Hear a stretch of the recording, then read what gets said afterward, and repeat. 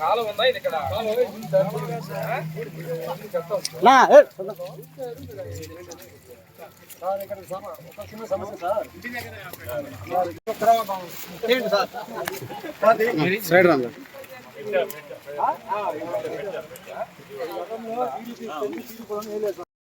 July 1వ తారీఖున 7,000 రూపాయలు పంపిణీ చేసింది.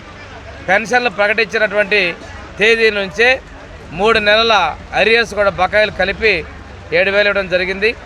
అదేవిధంగా వృద్ధులు వికలాంగులకి 3,000 ఉన్నటువంటి పెన్షన్ రెట్టింపు చేసి 6,000 రూపాయలు ఇవ్వడం జరిగింది.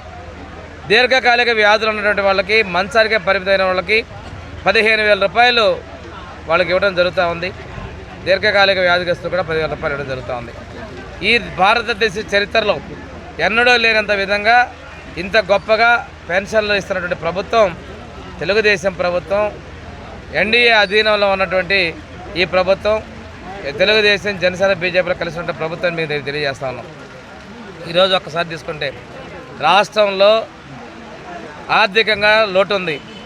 అయినప్పటికీ సాహసంగా పెంచిన పరిస్థితులు మేము చేస్తూ ఉన్నాం.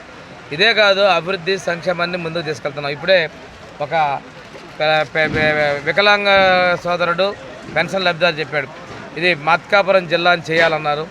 మేము ఎన్నికల ముందు చెప్పినట్టుగా తప్పనిగా మాట కట్టుబడి ఉన్నాం.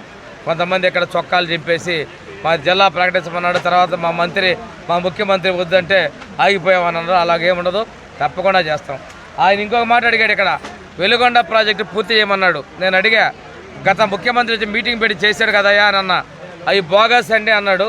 ఈ అధికారులు కూడా అది బోగస్ అని తేల్చారు. వెలుగొండ ప్రాజెక్టుని ఆ రోజు నుంచి మేమే చెప్పాం, శంకుస్థాపన చేసేది మేమే, పూర్తి చేసేది మేమే అని చెప్పాం.